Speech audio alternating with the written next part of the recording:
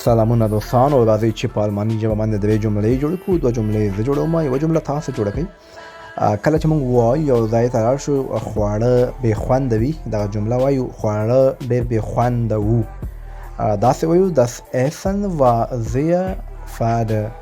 Das Essen war sehr fade، یعنې ډېر بې خونده وو. او که چېرته وایو خواړه ډېر خوندور وو، بیا جمله داسې وایو Das Essen war sehr lecker. Das Essen war sehr lecker. او که چېرته وایو خواړه ډېر ترخه وو، خواړه ډېر ترخه وو، دغه جمله تاسو خپله ولیکئ په کمنټونو کې چې ستاسو هم یاد شي او نور دوستان هم درڅخه زده کړي، چې همیش لپاره مو په ذهن کې وي.